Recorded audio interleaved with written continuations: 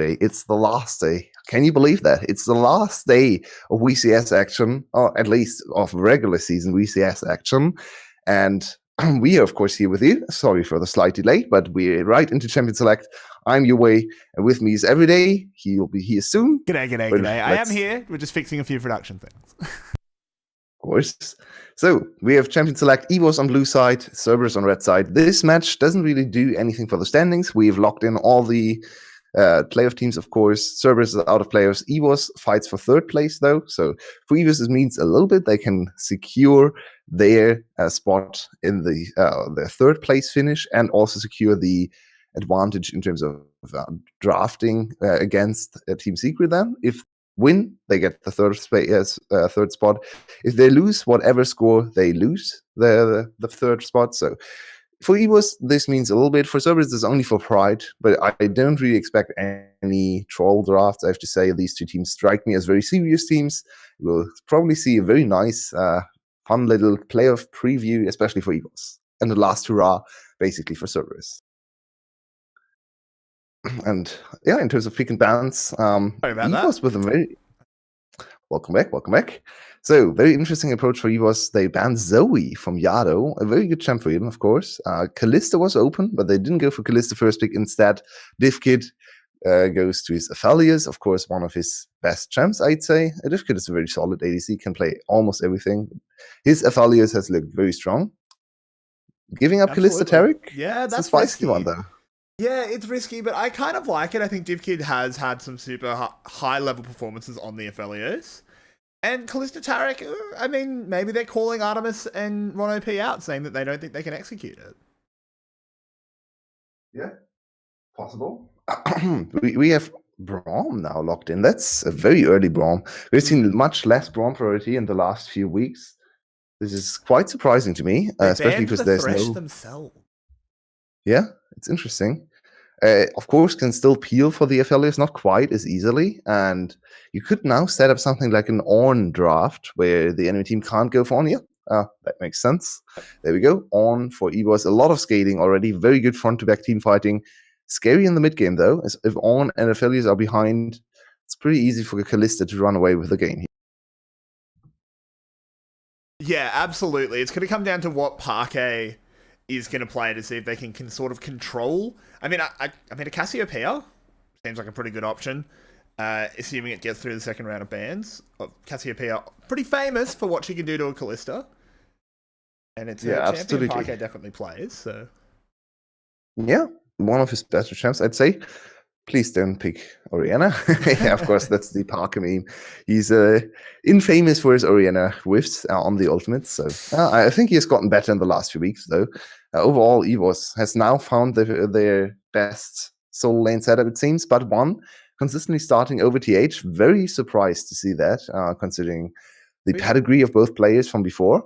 But hey, yeah, makes sense. He's more solid. He's more solid right now. Absolutely, and presumably he's about to play a champion not named Renekton, because they banned the Renekton as well. They banned it. Yeah, that's actually very surprising. But once champion pool has gotten that much bigger, and hey, if that's the case, then sure, he can show off a bit. Mordekai's the last one removed. Yeah, it's very likely going to be Ornn, of course, and I think every top lane and pro player needs to be able to play Ornn. So there we go. Maybe Alfari is the only exception because his mid laner will always play Ornn. Slight shout out there. So Akali hovered for Cerberus. You're a few seconds ahead, by the way. Okay. Instead, we're going to earlier. Yeah. Okay, that makes more sense than the Akali. I think even with some of the buffs the Akali's been getting, I don't think she's quite there yet, and I hope it stays that way, to be totally honest. She can be a very fringe pick, but I don't want to see her every game again. I'm very sick of that. Akali priority is very different between the leagues. I've seen some Akali in LCK and LPL, but other leagues don't really like to play her. Of course, Perks had a pop-off game on Akali, but yeah, EU is not really favoring her too much, and VCS is still kind of undecided, but we don't really see too much Akali. We really need an AP damage source for EVOS now. I like Azir here. Yeah. Yep. Okay. Once again, there we go. Easily. Truly, the six head has come out. The five. Why aren't you coaching? Seriously, if this casting thing doesn't work out, just go be a draft coach Yeah. because you're nailing it. So to elaborate on why I like Z in the spot, first of you already built front to back team fighting. Z is very good at that. He can also reset fights and he can also add peel to Aphelios. So looking at the composition for Cerberus, oh wow, it's getting even more assassin-y. Jesus. So have fun, dude. Z is very good into Kalista, in my opinion, because he can zone her off with the ultimate. You can then also in the late game look to burst her down. Z has a lot of burst in the late game as well, but especially can reset fights, and that's very strong against Taric ult. So I think Z was a very good option to just kite out the Taric ult, re-engage using But1's ultimate, and then you have a very solid front-to-back team fighting setup with very strong peeling tools on double walls, basically, with if you count the Braum ultimate as a wall. It's kind of a wall. It's a big slow. So yeah, I like the setup for EVOS a lot. Very, very solid late game team fighting composition. And Cerberus needs to make something happen, especially in the solo lanes. Absolutely. This is actually a super hard team comp for Kalista to navigate in general. There's so many slows. You talk about that Braum, the Braum ult. Do we count it as a wall? Maybe we do, maybe we don't. But to Kalista, it's a wall.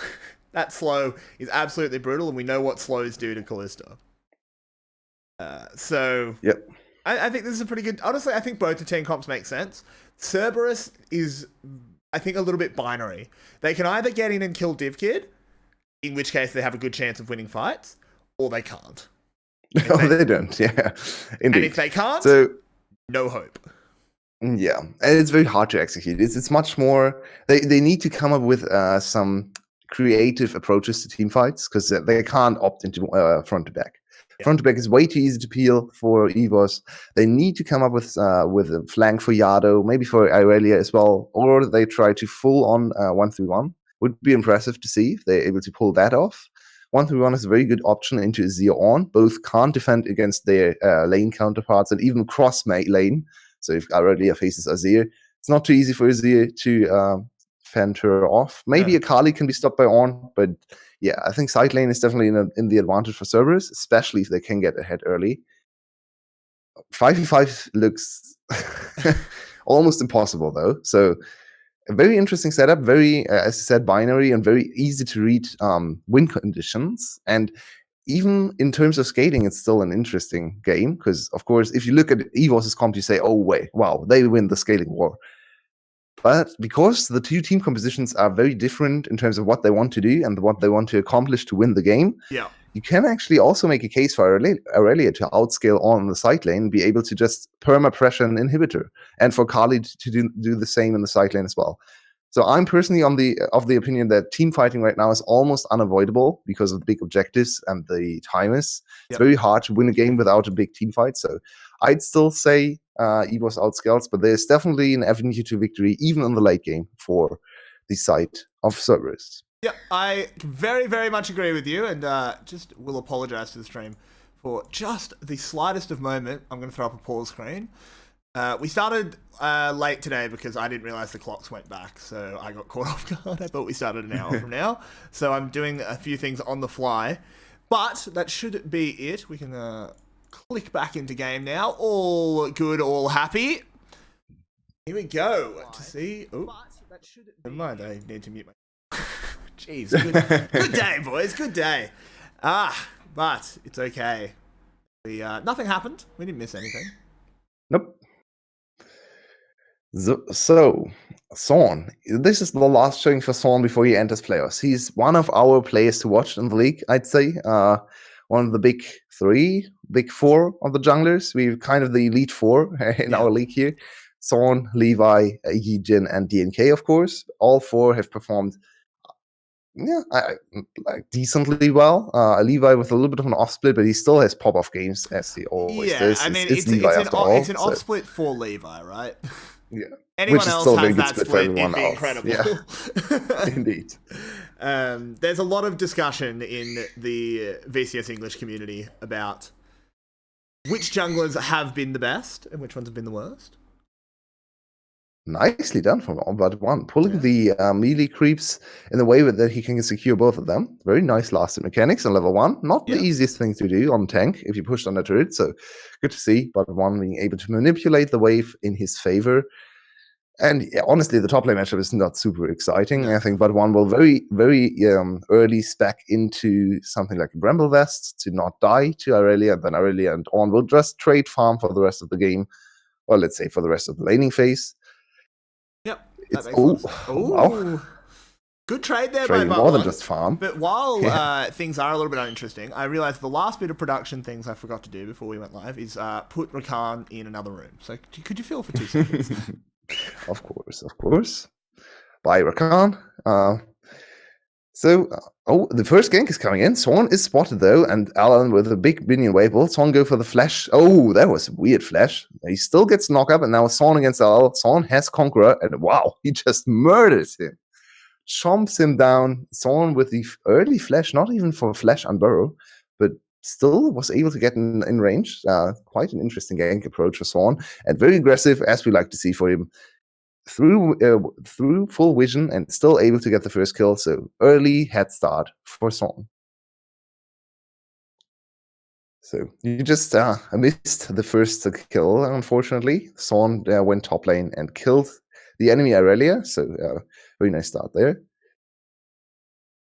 Well, that's a shame. I thought I was going to be quick enough, but apparently not. Nope.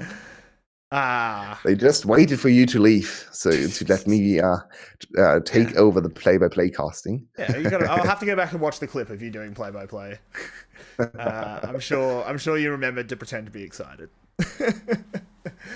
But no, that's good. That's a good start, obviously, for EVOS. We know that if Sorn gets off to a good start, that is generally enough to get EVOS going. So, yeah, absolutely. Exciting stuff. Yeah, Sorn is such an impressive player to watch. I like him most on champs he can actually impact the late game with. This is already an interesting adaptation on the Rek'Sai. He didn't go for the Hail of Blades, the full-on early game. Instead, he goes for Conqueror. And usually, I'm not a fan of Conqueror Rek'Sai, but I think he's the only player I kind of condone going for Hail for the Conqueror instead, because he needs to be a carry in the late game, and Conqueror gives Rek'Sai the opportunity to look for fights in the late game to try to like duel someone, maybe even an ADC, maybe an assassin in the backline. So makes sense to me. Yeah, that makes sense. It also, I think, makes some sense against the Kalista in particular in the late game. Kalista, not the burstiest AD carry, very much about the sustained fight. So the Rek'Sai can duel her for a little bit longer. That's something else to comment on, I don't know if you already did, is that that's not a Hail of Blades Kalista. The Lethal Tempo Kalista. Yeah, it's very interesting to see. Kalista is going to Lethal Tempo, while Kaisers all adapt to Hail of Blades nowadays. Yep. So it's a little bit of a weird trend. Basically tells the enemy bot lane that they don't want to go for big early plays in the bot lane, because Hail of Blades for sure is the better early game rune. So it's much more about scaling, much more about the team fighting. As I say that, of course, they take a fight in the bot lane. The classic. Ooh, there's the exhaust onto Div Kid. They're wanting to go forward here. The stun doesn't quite land as both the supporting summoner spells from the side of EVOS, but no flashes on either side.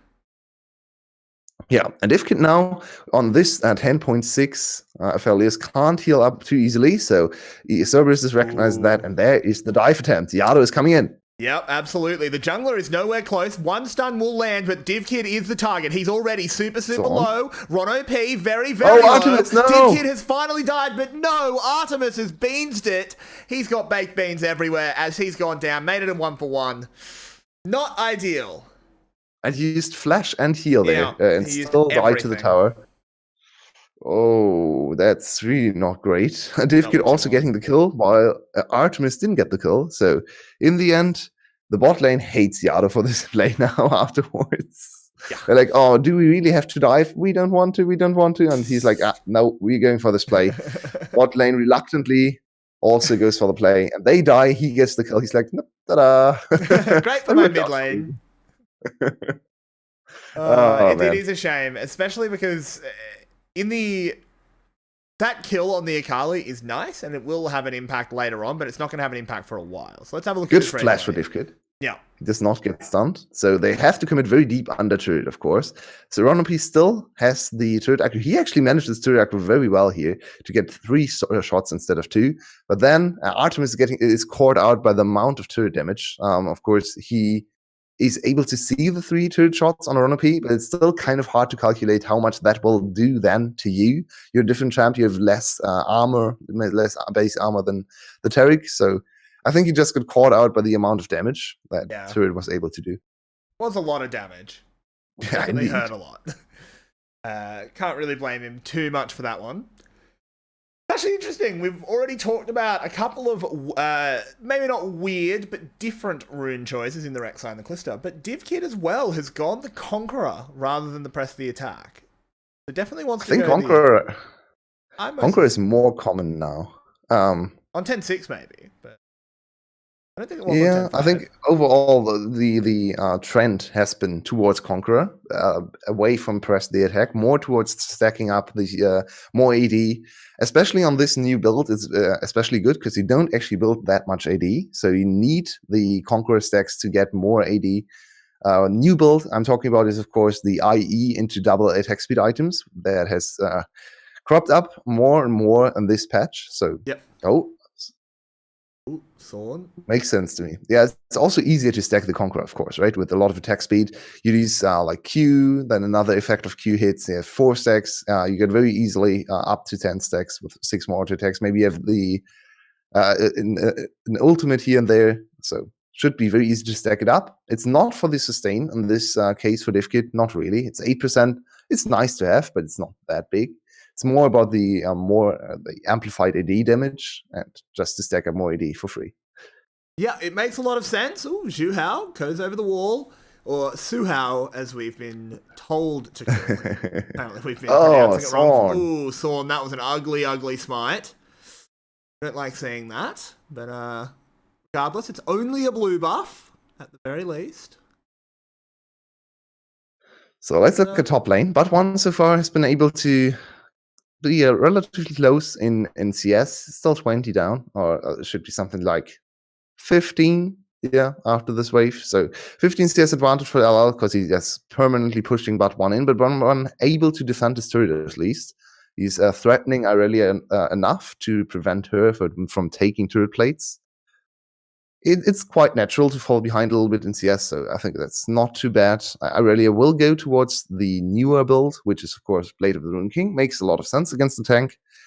And no Bramble Vest so far for Bot 1. That's quite surprising to me. Yeah, he's apparently not too concerned about any all-in.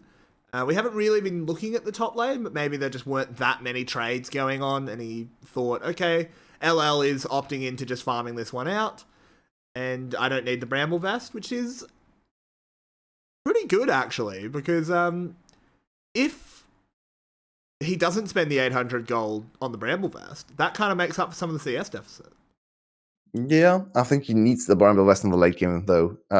There's also Kalista. You want the Bramble Vest against Kalista. It's even not bad against Akali if she ever decides to hit him. Of course, Bramble Vest you can kind of control who you want to hit. So I think it's very strong against LL and Artemis. So I still think he will opt into Bramble Vest after this first item. Although also because he's still 4 levels away from his upgrade. So it doesn't actually make that much sense to just rush towards your upgrades if you're this far away still. Yeah, I think that makes sense. Right, you've definitely convinced me on that one. Yado gets another good trade, that lovely Akali trade pattern that we are all just so happy to see every time. Running forward, invisible, and just cutting you down. Love it. Yado is actually stomping his lane here. Quite surprising to me. Zia should not be struggling this much. Oh, Son against they Yado. have been found. Look at all that movement. And Parquet wants to join in, but here comes the big chomp. Yado flashes. Can they actually get the last few hits? No, they really can't. But one has arrived. There we go. So is his ram. Yado's dead. Are they going to keep this one going? Rono P's pretty far forward. Oh, LL on the backside with the huge Vanguard. Yes, this is massive. Into the ult. It's turning around. EVOS are firing back hard here. They've got 2 onto the Aphelios. And it's 3 overall. the calling for EVOS in the fight was absolutely crisp. They knew how to play around Arteric. They just ignored the bot lane. This is Kalista still on absolutely no items. So Pabat1 had free time to just stay there and to take the beating for Kalista, because honestly, it wasn't that big of a beating. It was more like scratching with a feather or something. So not a whole lot of damage. And they just turned around and focused on LL, Azuhao, and of course Yado as well. So 5-2 in kills, and a big, not that big of a lead, 1k gold lead, but only from kills, no standing turrets or anything, and 2 kills over to Divkid. That's very, very good for them. Yeah, this look. If we look in this replay, there's a period here where this looks very bad for EVOS. Around about right here, things start looking very bad. So Bot1 comes in and gets the first kill. So it's already a 5v4, even with the TP coming in. Parker, of course, goes down soon. But they don't really get the damage on Zorn, and the very, very clutch turnaround for Divkid, I think, decided the fight on the other side. But Divkid just came in, focused on LL, and LL was not able to completely pop off on the backline there. Not the items to burst down targets, so Zorn stayed alive even through all of that fight. Yado went down, Zorn stayed alive. That made the big, big difference, and now look at Divkid's items. Yep, we know how this happens. We often had to comment on, oh, well, you know, Aphelios, he might take a little bit too long to scale up these days, but then he'll just get a triple kill or just a random few kills given to him by his team, and now he's got an Infinity Edge at 13.5 minutes. And, well, he's a big boy. And we've seen some 200 years moments with a flamethrower in the last few weeks. Is it time for another one of those? Yulwei. Honestly, if it happens... Honestly, if it happens to an Akali, I'm fine with that. Oh, that's true. That's true, actually. I still, people talk about how Aphelios is 200 years of game design. Akali's worse. Akali's worse? Akali's worse. I don't know. I agree. I would much it's rather a close call between the two. I would much rather never see Akali again than never see Aphelios. I'd rather never see either, but yeah, indeed. But it's a close call between the two menaces. So, taking stock of all the items built up. There we go. Bramblevest finally built for Blood1, of course. He is now sitting on something like 250 armor, I'd say, with a 10% extra, and that's 40 armor, 25 armor. Yeah, should be something like 240, 230, something around that. So very, very tanky. Will be able to tank LL in trades still. So far, no opportunity for Cerberus to go into 1-3-1. But looking at the objectives, 2 dragons secured for Cerberus. So there is some potential snowball here. It's a mountain soul, though, which isn't great for them. Really only Suhao and Ron OP benefiting very much. And imagine the 4 mountain soul on the other side. Four mountain drake, of course, on. Yep. That's a horror scenario for Cerberus. It might actually happen because EVOS is far ahead in gold now. They got the first turret and accelerated to something like a 2k gold lead. Will be a little bit, will shrink a little bit with the top lane turret going down to some. Yeah, it's now a 2k gold difference. So still far ahead, and Aphelios is looking great for the team fights. So I think they will have priority over the next 2 dragons at least. Yeah, definitely. This is a hard one to call. Obviously, EVOS is quite far ahead, and I think with their team comp being ahead, you have to favour them. But where's the break points for Cerberus to come back into this one? Well, Akali is looking strong right now, right? She is in the 174 CS. She needs to go into the side lane and try to threaten 1v1 kills. I think that has to happen soon because they need some alleviation for all the pressure EVOS can put out. Look at Bot1, he's not taking any damage from Artemis. Artemis took almost the same amount of damage from the return. Yeah. So I think Akali really needs to branch out, needs to go into side lanes, needs to pressure turrets, and try to see if she should even be able to kill on right now. Not a single MR item built up for him. So Kali can actually deal a lot of damage to him. Probably. I would say so. I think we're still far away from LL pressuring on. I think he needs more items. I think he needs at least 3 items to be able to overcome on in the side lane. I'm not actually sure if he's ever able to really threaten solo kills though, I'm especially not with sure. all now in 102. Very difficult to stop an Ornn when he's this far ahead of you, as Irelia. It hasn't gone Yeah. very well for LL. The lane went well, but these first few skirmishes have gone quite negatively. Now a very, very tanky boy. I don't know if the Irelia is going to be enough. And I mean, are we going to continue to be let down by the new Irelia build? I think so. I am really not convinced by this Aurelia. I don't think she's that good a champion, in pro play especially. She just seems super useless from behind. Even more so than something like Camille. Camille from behind is not a great champion, but at least she can always scale into side lane menace and can always threaten turret kills in an instant. I'm not too sure if that's the case with new Aurelia. Yeah, it's definitely interesting. I'm definitely not convinced by it in the VCS to the point where it has as much priority as it does.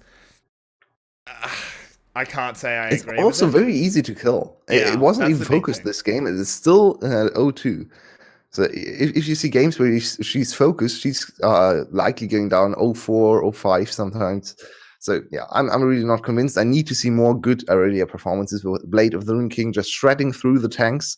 Because right now she's on one item and she should be strong, right? This is the new item that propelled her win rate, not more her like Play rate. peak rate to something like 40% or something. So this should be a strong point for her in game, but instead she's just super squishy, can't team fight, she can't threaten kills on the on. So what is it good for even? Yeah.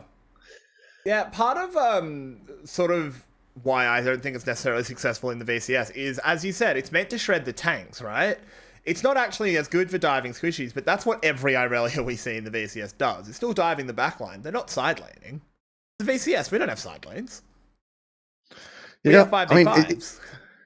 Yeah, it's not a bad item in that setup either, because of course Aurelia with attack speed gets a lot of on-hit damage on her True, passive. but it's not as good as Trinity. No. Oh, Cerberus once again priority over Dragon. This might be Dragon number 3. Yeah, potentially, but Sorn will be able to get in range, throws the Prey Seeker, but there's the Secure, and we are on soul point for Cerberus. The Mountain Drake is by no means going to win them this game, but it is going to get them a little bit closer. Yeah, it's going to make Artemis very, very tanky, and even Aurelia might profit and be able to dive a little bit longer on Divkit. So, especially for Divkit, they need to prevent this one from happening. I'm a little bit disappointed with EVOS's focus and the reset timing, because they should be able to fight here. Look at the gold, look at the items. They are in a very strong position, especially looking at Divkit. 2 items completed already. On the other side, Artemis is only sitting. Oh, now he completed it, but he was sitting on only some daggers. So not the biggest fan of EVOS's priority here to just farm. Of course, they have a lot of scaling, but they should still be able to prevent this very early soul from coming in. Should be able to, yeah, but I mean, to be fair, they should have also been able to stop that last dragon. This was just a little bit of slipped positioning, and they gave up priority.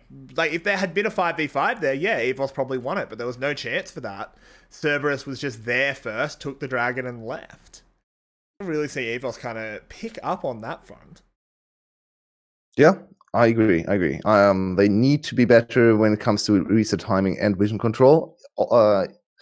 They are still far in the lead and are favored to win this game, but they also have to look at Team Secret with the resurgence, right? Winning 2-0 against Flash. Team Secret will be the first enemy of EVOS, and if EVOS wants to make waves in the players, they need to get through Secret. So, yeah.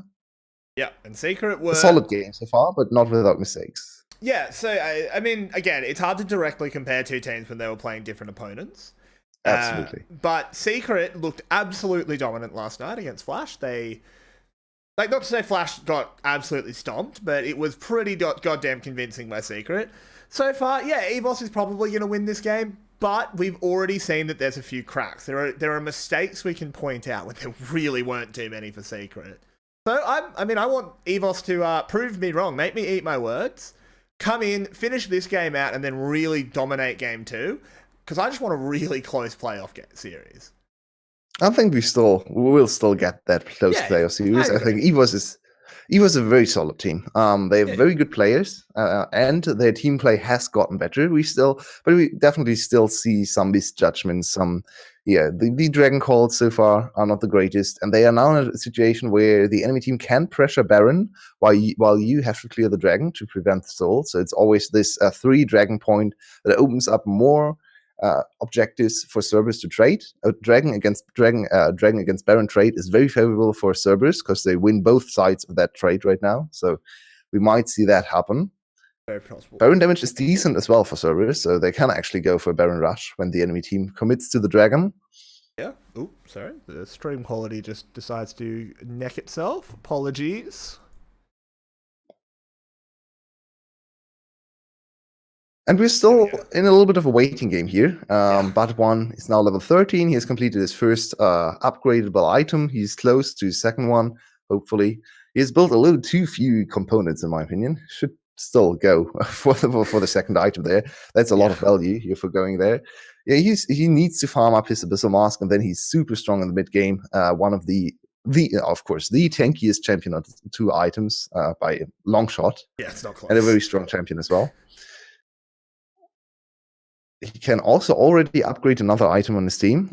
Sometimes he struggles to find on-upgradable items, but of course the Molten Edge is available to them. There is the Obsidian Cleaver to be built. So yeah, he'll have some items to build for the next few levels, and we see a little bit of an engagement in the mid lane. Ooh, that is, just a little bit of an engage, but it hasn't really turned into much. Artemis wants to change that, but EVOS will say, okay, there's a circle in the back. Yado's dive very, very deep. Zhu Hao as well. There is the range cage. Ooh, this could be a big dive forward here, but oh no, it's all going wrong for Cerberus. They are getting minced alive. 3 of them are dead. They've killed Div Kid, so at the very least, no 200 years moment, and I think these last 2 will get away.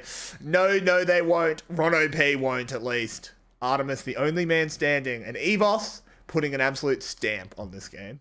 Oh, this is risky, though. They want to go for Baron. They have one very good Baron taker in Parquet, of course. Sorn deals decent damage to Baron as well.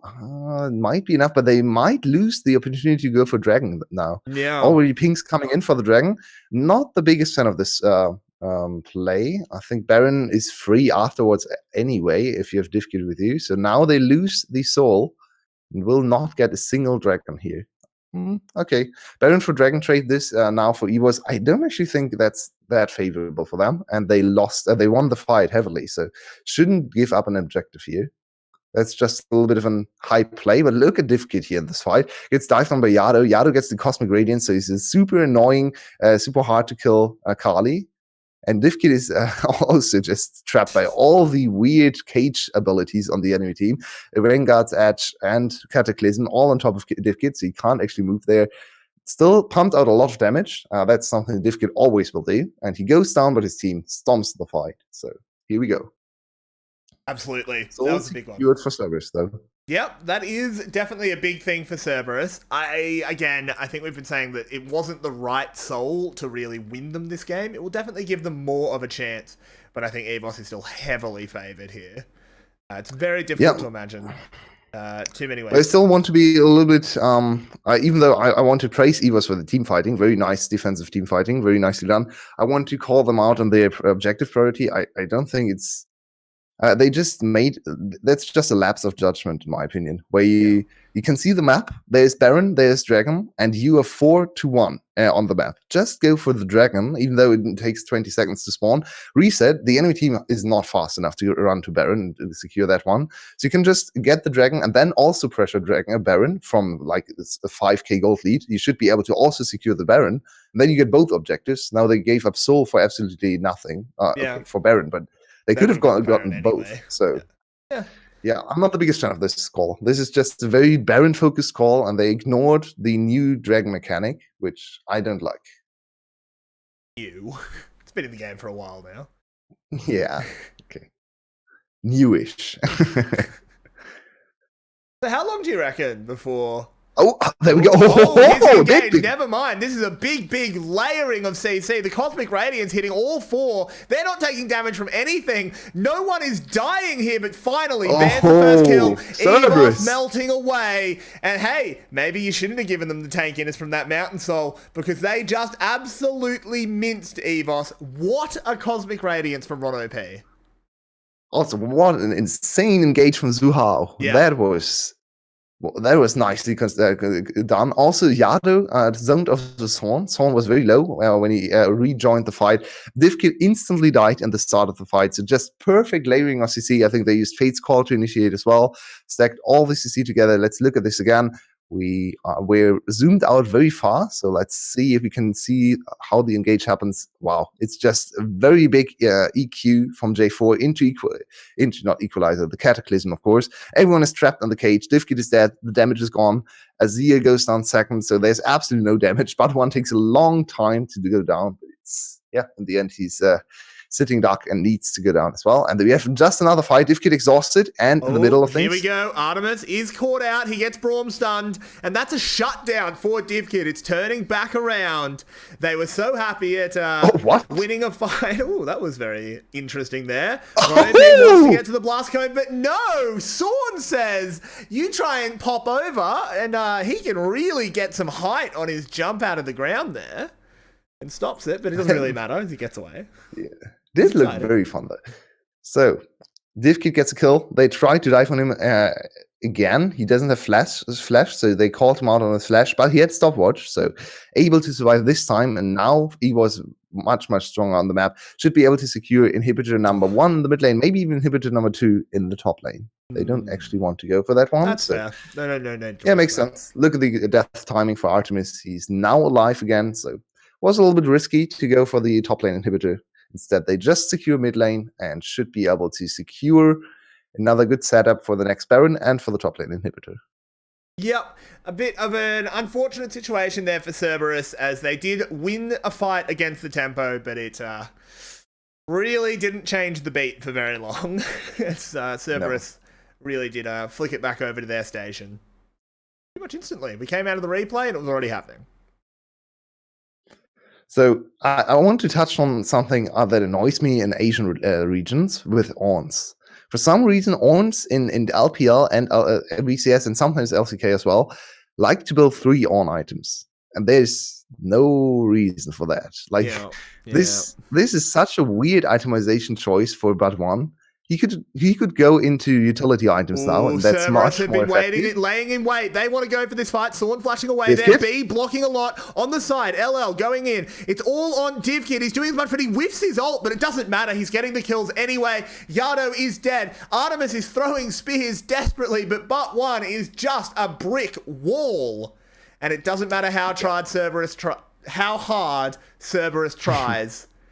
EVOS comes out on top. Yeah, the problem is they didn't get the jump on DivKid. This time around, they tried to focus on other members, and that's not good enough. Park is good, tanky enough to get away. He also wasn't really the first target of the catch. They tried to go for another engage. This time they get near DivKid. Cosmic Radiance on top of him. The Cosmic Radiance will give them time to kill but one and clear the minion, so it stops the push. But it's only 1 kill. Baron is up. Sorn is alive, so they should just go to Baron. Yeah. Instead, they wanted to reset. That's surprising. 20 seconds on Elder. I think they want Elder more.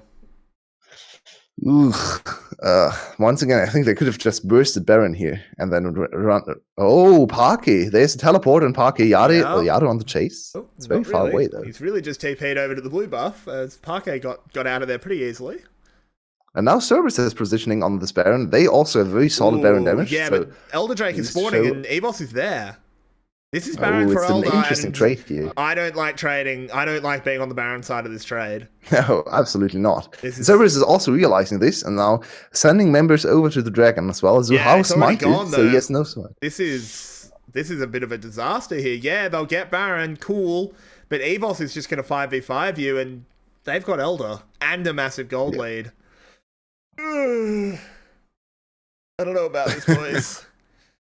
Yeah, I agree. This season, Elder Dragon definitely is the higher priority than the Baron, of course. And Baron, especially from behind, doesn't actually do that much for you. I think, especially from behind, Elder Dragon is much more important because from my head, I can kind of see the argument for Baron. If you really want to push it, you can say, okay, we siege with Baron, we can disengage, so we don't actually get forced into the fight, and then Baron does more for us than Elder Dragon.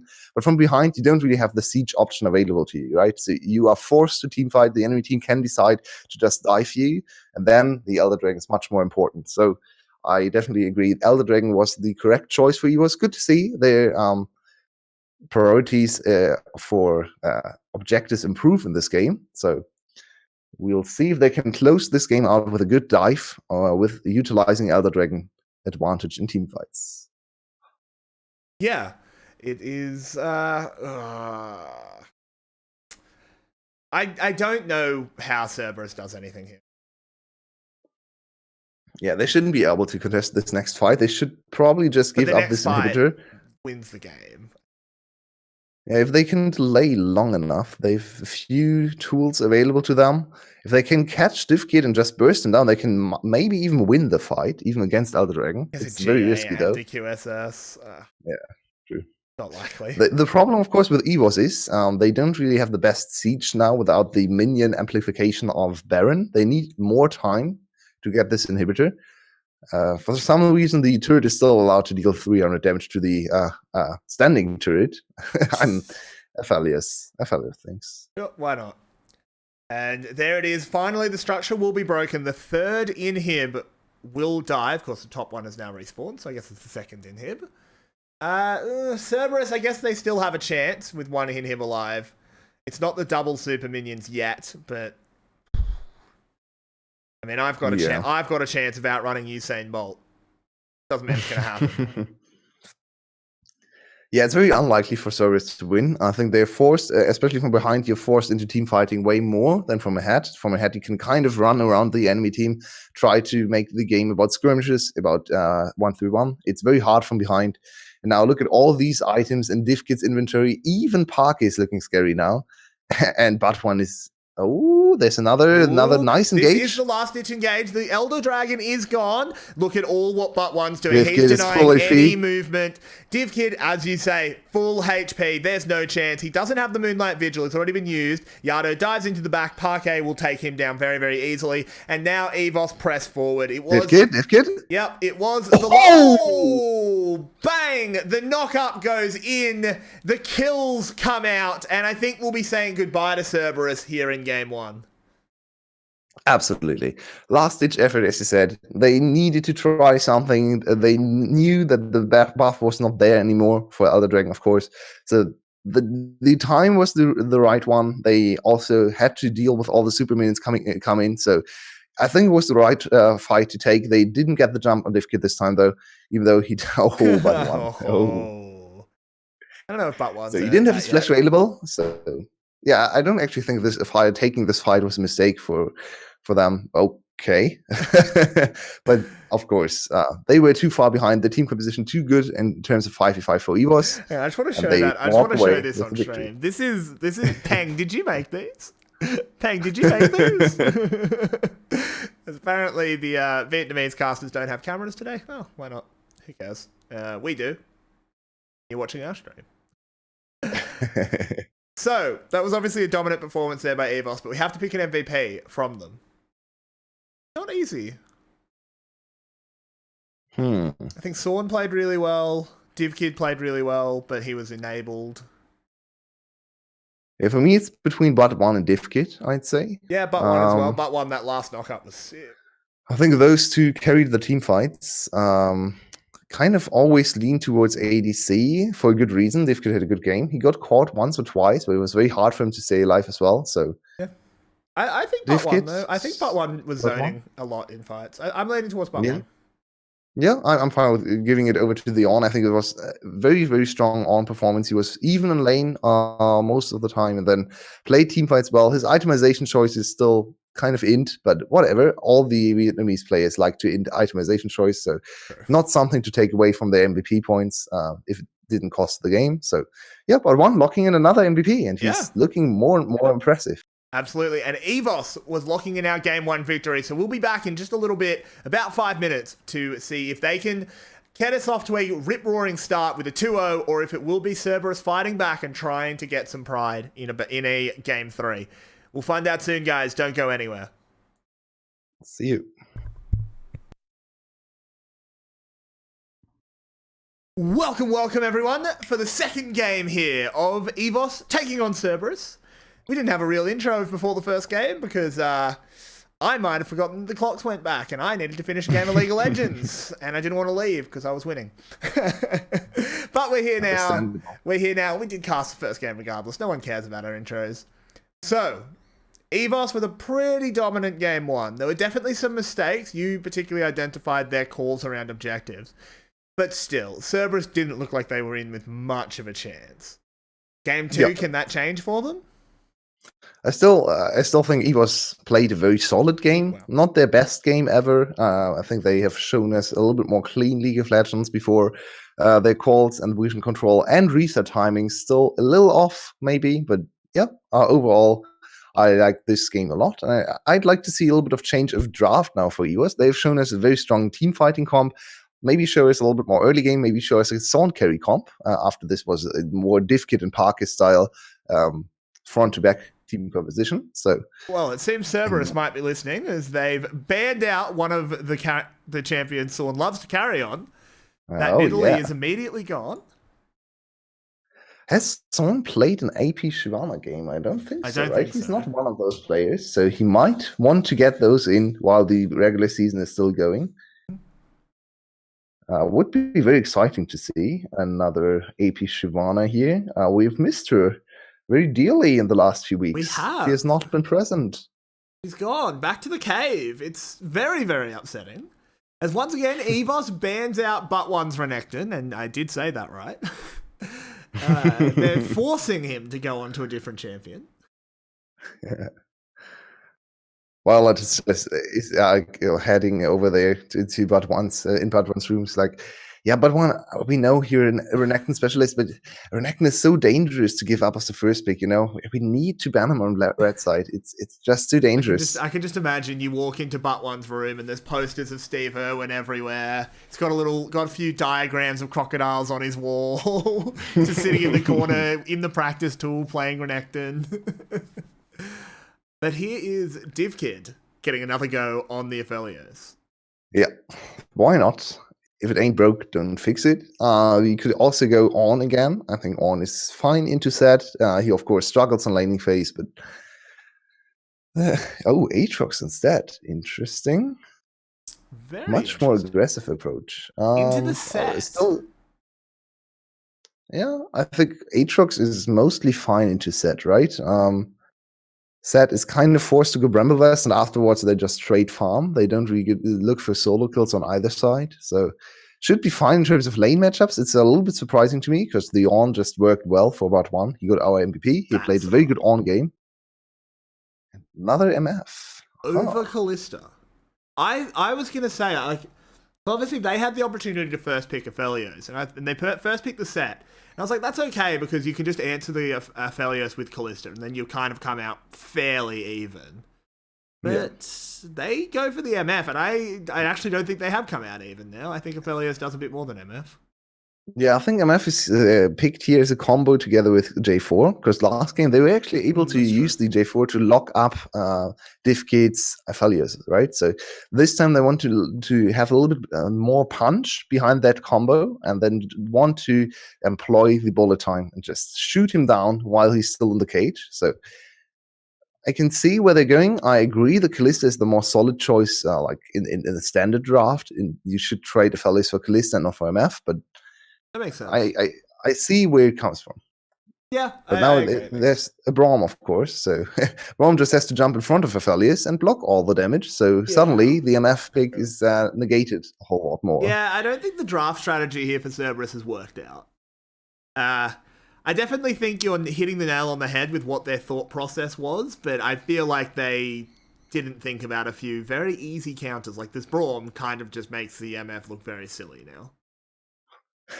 Yeah, I agree. But by the way, the trend you pointed out with banning out your own champs continued in phase 2 for EVOS. They banned away Orianna from Parquet. That's right, not from Yado, from Parquet. And it's the Trundle being I picked up like here the for Trundle. Thorn. Here we go. Time to troll.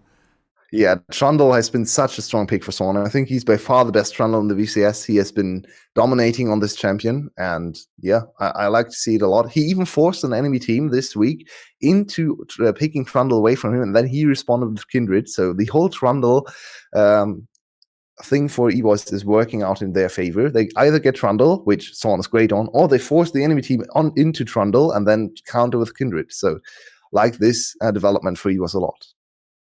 Yeah, I very much agree, and it will be another game of Azir, this time on the other side, of course. Cerberus not going for their all-in assassin.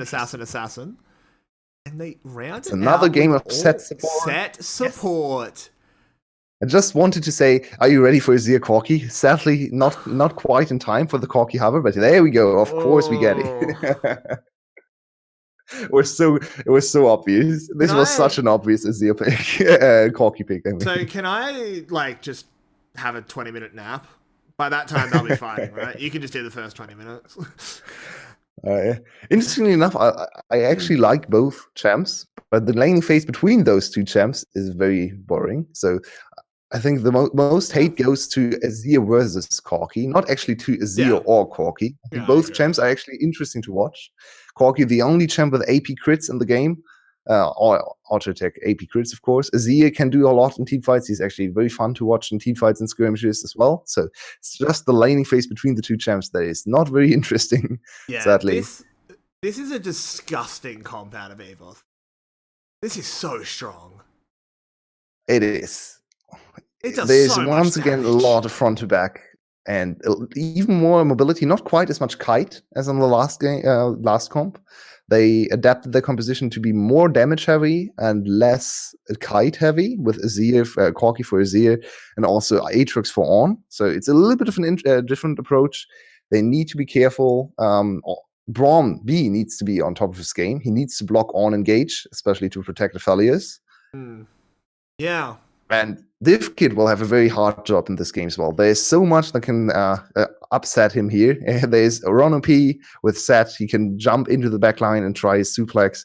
Then you can follow up with Azir and knock him back into your team. Zuhao will dive on top of him, and On tries to go on top of him as well. You can also go Cataclysm into an on knock up. So this is a very hard game for DivKid. If he's able to not die more than, let's say, 3 times, he should almost already get the MVP because it's such a hard game for him to play. Absolutely. If he manages to not die more than 3 times, I'll be very impressed against the comp he's in. And it's interesting because oftentimes people will say, what, you picked MF and Ornn and gave up Braum? Oh, dumbass, he stops everything you do. Well, actually no, he stops one of them. Yeah. He can't stop both. And it's actually a pretty hard choice. Do you stop the big knock-up or do you have to block the bullet time every time? I think it's almost always better to block On because Really? without the On, there's no setup and he can actually just walk away. Oh, if the On hits his knock, yeah, but he kind of has to flash Jarvan ult if he wants to go into the backline. Then you can respond with your own flash. I don't think it's that easy to set up the team fights for Cerberus without On lining everyone up and slowing everyone down and knocking everyone up as well. So I think it's almost always the right choice to go for On and not for MF because it's way easier to dodge MF. You can just walk away from her and try to flash away maybe, or just pile on top of her and kill her. So it's I think On is the more important spell here. Even though MF, of course, deals more damage. Yeah, that's true. We'll have to see which side of the coin B agrees with. He's obviously the one that makes the choice of which way to put that shield. He's going to be the invade unspotted invade. Very interesting. Most of the time when we see these early invades, we actually... Yeah, but they could have come from somewhere else as well, maybe. Could have been a fake invade as well. Yeah, they don't really know what's going on here. So, and there's a ward for EVOS on the top side. So EVOS wants to collapse on Zuhao, and they want to force him into a 1 buff start. Let's see if Swan can do that. There are pings coming in for Zuhao on the enemy red buff, but instead Swan is just in the mid lane and will force Zuhao back into his own jungle. This is very, very nice jungle pathing from EVOS. Swan on top of his game.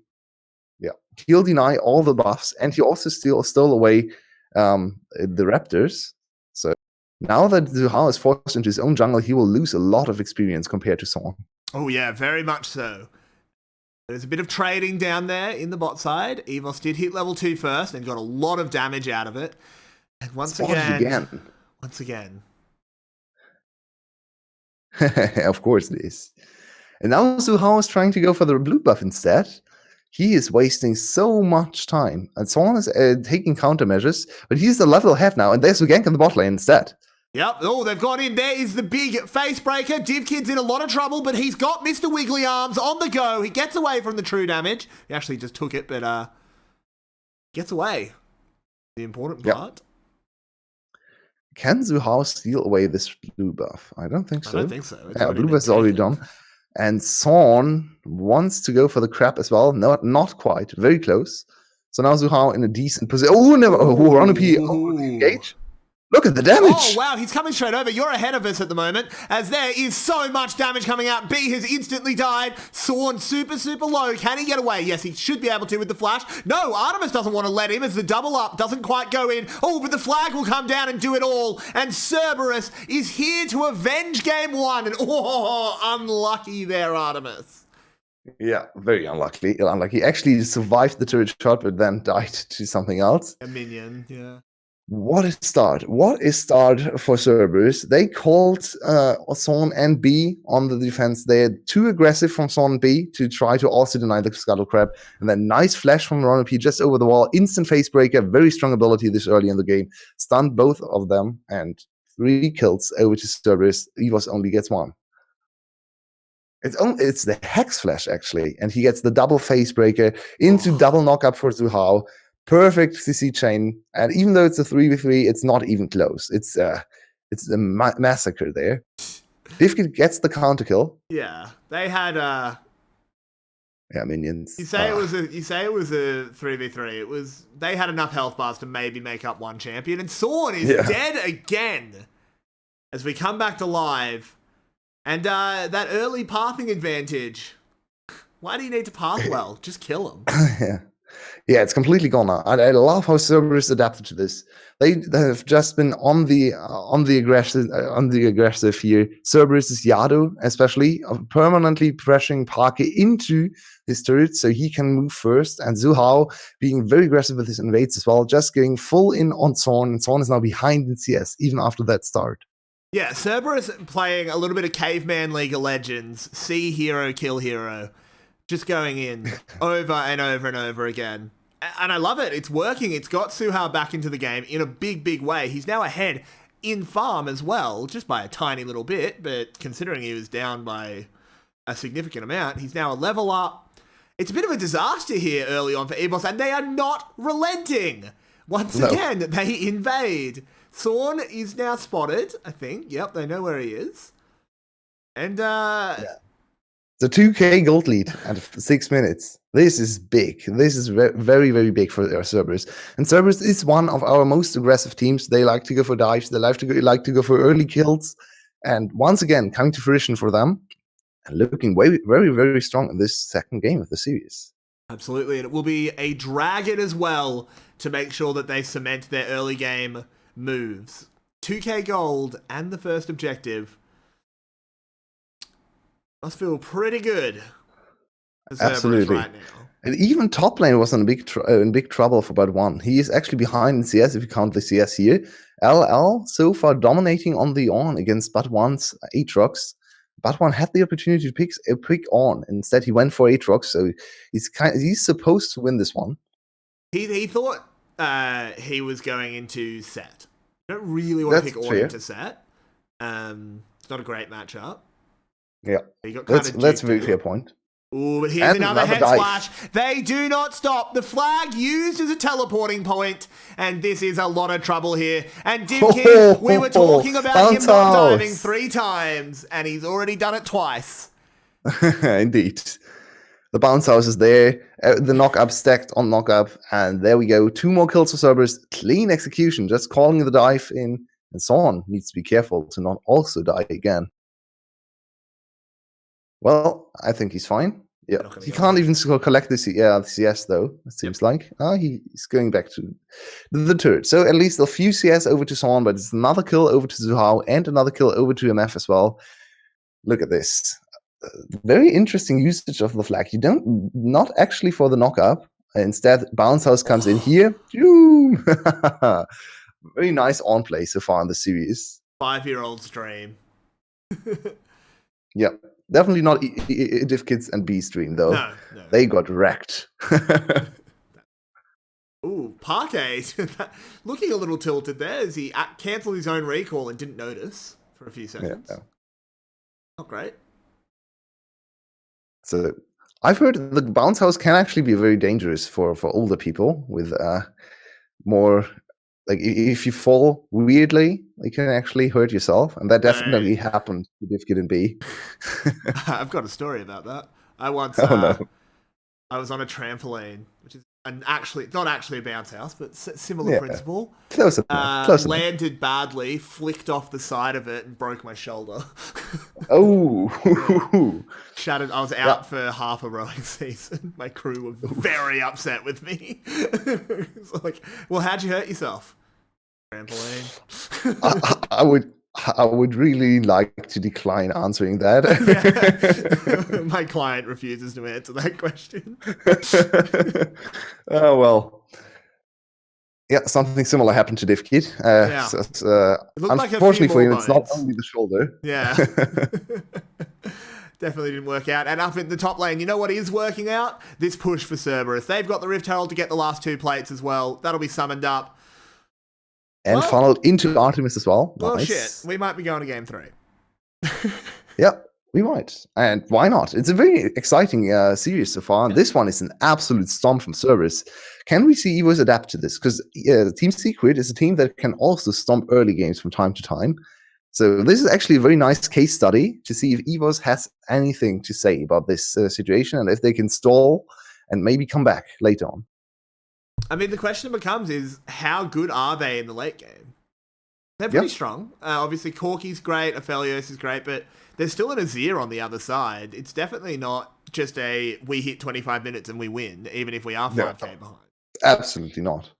Especially also with on items coming in and even more gold for Cerberus or more stat efficiency with on items. So my read on this team composition right now would be EVOS does have the ultra late game advantage, like 6 items to 6 items, double ADC, AP crits, and Trundle being able to get super tanky, sucking off the stats from LL. So I'd say 6 items, EVOS is better, but it will never get there right now at this pace. And until like 5 items, the team comps are even, and on 3 items, Cerberus' team comp is even better because of the slot efficiency with on items coming in. So EVOS needs to stall for a long, long time if they want to win this game. So, how long do you reckon before they change Ornn so that he can give Morellos an upgrade called the Cursed Book? I want to see that. I think that'd be very funny. Do it right. Just get rid of his, like, I don't know, the Zonya's one. And make it so that the Zonya's one's nice, though. They can just add another one. Actually, AP items don't really have that many upgrades. I'd like to see an ER upgrade available. Oh, actually, you don't need an ER upgrade. You need a Rageblade upgrade. I think Rageblade upgrade would be nice for some champions. Nashor's could be an upgrade. I mean, but the question is, what would you call it? You have to come up with a name. How's the full name for Rageblade? Is it just Rageblade? Ginsu's Rageblade. Ginsu's Rageblade, of course. What is worse than Rage? Ire? Wrath? Oh, Wrathblade sounds pretty cool. Wrathblade is pretty cool, yeah. I'd like that.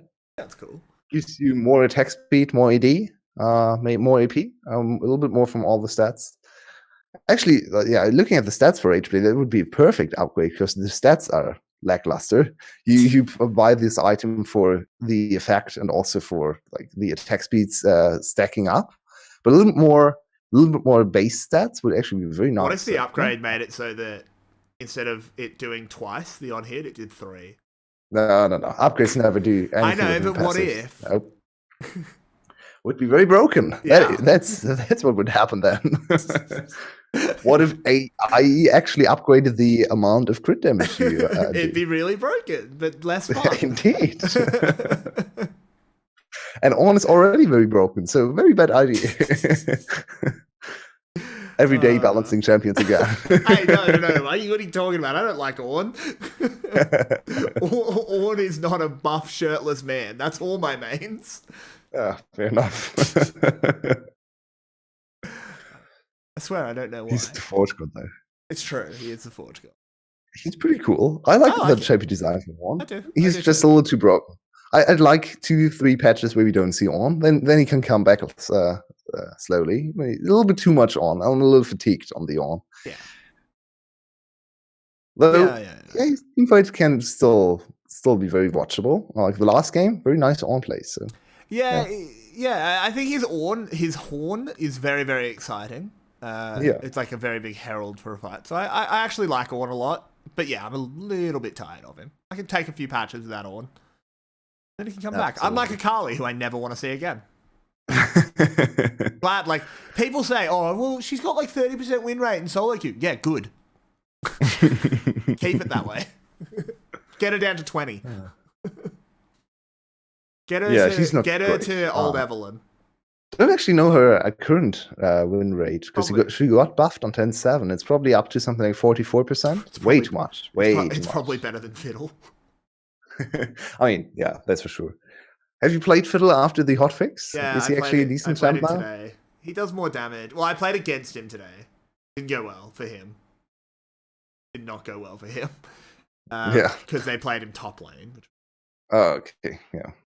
So I actually liked one of the Reddit threads about Fiddle, where someone said Fiddle is the scariest champ to play as. Yeah. When even Ivan can invade you and kill you in the jungle. I know the exact thread, and you're disrespecting the artistry of the actual post, because it was when even Ivan is invading you to come and break your kneecaps, then you know there's a problem. Because, that's the state. That was definitely Fiddle. Literally couldn't 1v1 anyone. Actually, that's not true. I played against him as well on Kindred. I was on Kindred, and he was the other jungler. Yeah, I had a lot of stacks. One of his camps lit up. Yeah, let's go. I don't care where he is. No. That's a dream scenario for Kindred. Holy shit. In we go. I think I ended up with like 13 stacks or something. Yeah. It was pretty strong. That's not okay. That's not okay. It wasn't. I still need to get my Morgana games in. I haven't played a single Morgana jungle game. I need to try how good it is. It's supposed to be very good right now. I haven't played it yet. I haven't played Zyra jungle either. Waiting for the news. Zyra jungle is perfect. Zyra jungle is so good. And there we have another invade. He was the face breaker. V getting snatched out of the air. DivKid trying to get away, but there's the rage time. And that is it. Ugh. That's a bit rough here. DivKid can't get MVP anymore. For a whole host of reasons. 3 deaths. Yeah, no. I mean, honestly, he was not really able to do much. Interesting that he built a different item this time. Wants to go for a stronger 1-item power spike, I guess, with more abilities. He just wanted to finish an item. Yeah.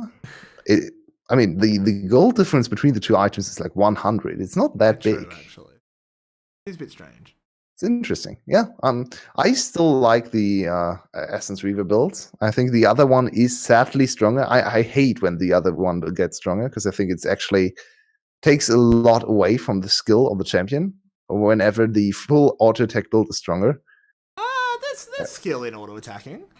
There is, absolutely, but you can also just auto attack if you have ER, but you can also use your spells more often, so you can actually look for more ultimates for nice use of Q. So yeah. There was a time when Sivir was also building IE first, and I hate that. That should never happen with Sivir's kit. Sivir is so mana reliant. For her to not use her abilities, something has to be wrong in terms of balancing. Yeah, true. Yeah, I haven't make my mind up fully on the new itemization. I just think it's stronger now. I'm not sure if I like it more, if I like it less. Usually I like AR more. When on Aphelios, maybe. I mean, Aphelios' abilities aren't exactly that very skill intensive. Yeah, that's true. He presses Q. You actually get more turrets if you build ER, so I should be against ER. Yeah, I still don't know. Why are his turrets better than Heimer turrets? Yeah, way better. Like, not even close. Better. At least they go away after time, but man. Turrets and Infernum, I think, is the most disgusting combination. It's so much damage, so much AE damage. I mean, Calibrum turrets are also kind of gross because they apply. Yeah, they are also gross. Yeah. So, looking at the game again, 10k gold lead at 18 minutes. Yeah, I mean, I think there's a reason we haven't been talking about the game very much. Absolutely, and it's because it's very over. This has been a very impressive snowball for Cerberus. No slip-ups, just straight up getting more kills, getting more invades in, getting all the turrets. Look at the item difference in ADCs. It's a bit of more than an IE difference. More than an IE. Yeah. That's Aphelios looking balanced.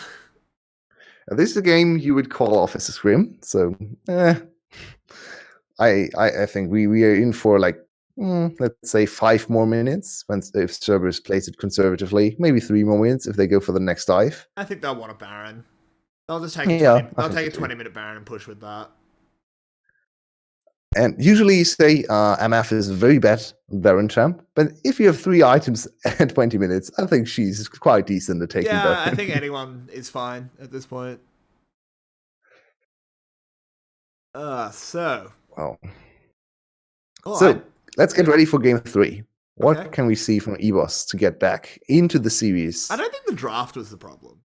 No. They just got smashed in the early plays after the botched... well, not so much a botched play. It was more a good play by Cerberus. But speaking of plays, here is another bullet box. B blocking a lot of that damage, but it doesn't matter. Look at them, hit them with the wallets. There is the all knockups. Everyone lives, but in a... That was about as badly played as Cerberus could have done it, and they all got away and nearly got a few kills. Yeah. They didn't even have to... Oh, they flashed for Zuhao, I guess, and drew Swan's flash, and Beast's flash. So 2-for-1 flash trade, still in Cerberus' favor. Yeah, I think the next play is very obviously Baron, and then into Cloud Soul, into finishing the game. So this is sadly just a little bit of a waiting game, not the most interesting game to watch. It's that big of a difference. There's absolutely nothing EVOS can do. Funnily enough, Cloud Soul is hilariously bad for Cerberus. True. It's atrocious. No one on their team likes Cloud Soul very much. They all like the cooldown, obviously, as he does literally 0 damage on Baron. Yeah, Baron didn't take aggro for some reason. Very interesting, because he couldn't see Azir or something. Yeah, he couldn't see him, I guess. Azir just stabbed him all the time, and Baron was like, I didn't feel anything. What are you doing? So, but yeah, that is a hilariously bad soul. Especially great on MF. It's so useless on MF. You use it to kite. You press R for 1 tick, and then just keep running. Yeah. It's actually useless on almost all the champs. It's ridiculous. It's so useless. It is so bad. I mean, like the base movement speed and the cooldown reduction is great. Always nice. That's always good, but the actual big burst of movement speed is utterly useless. Do you travel farther if you have movement speed on set, or is that a set distance? Set distance. No, that's unfortunate. That's very unfortunate. That would be really funny. I would want to set up like a custom game where you can get him bolting halfway across the map. Oh, good Moonlight Vigil there from DivKid. Didn't want to hurt anyone, was just scaring them off. But on the other hand, Suhao definitely does want to hurt them as they're going in. He's still alive as well. There's the bullet time. Doesn't actually get too much done, but one in the front, but bang goes the Haymaker, doing so much damage. And it's a double kill already for Artemis. And another one picked up by Yado. And I think we might be finally freed from this game. I think so too. 22 minutes. One of the biggest storms all season. And that's in the league with Gum. So Very impressive game. Very, very impressive games of Cerberus. They don't want to go quietly into the off season. No. Instead, they want to stomp EVOS and Where was this give them a run. Cerberus? We saw glimpses of them all the time. They had good early games here and there, but they are not consistent enough to lock all the kills, games in their favor. What a game! That was very impressive. I'm very impressive. Yeah, shocked. This would be not good for the confidence of Cerberus should they production fail. Yeah. Sorry about that. This would not be good for the confidence of Cerberus should they lose this one. EVOS. Yeah. EVOS, yes, sorry. For players, yeah, absolutely. And Team Secret is looking at Cerberus here like, thank you. You fans of Team Secret. We see. It's very good. And I honestly, EVOS couldn't do a whole lot after that early stomp. That was just cleanly played from Cerberus from start to finish. They knew how to pressure. They knew how to. They also won all the lanes, so that's a better team would maybe have something to say about top lane and mid lane not falling behind. Yeah. But yeah, EVOS is reliant on their bot side, and when bot side and jungle falls behind, when Sorn, Divkit, and B are set behind, EVOS is not a good team. So we have to pick an MVP. I think it's Zuhao. I agree. I'm leaning towards Zuhao. Yeah. Sure, let's lock that in. Even after getting outplayed in terms of pathing, he came back, had perfect exploited the over-aggression for the enemy jungler, and was part of all the dives. Got another kill in the top side. You could make an argument for Ron OP to start the fight because he started the fight with the Hex Flash, but I think it's Zuhao in this game. I agree. So let's lock that one in, and we'll also lock in that we're headed to a game 3. We'll be back very, very soon, about 5 minutes, everybody. Don't go anywhere. You've got to see how this one ends. It's hard to call at the moment. It's been 2 very one-sided games. So we'll see in exciting just a little bit. Absolutely.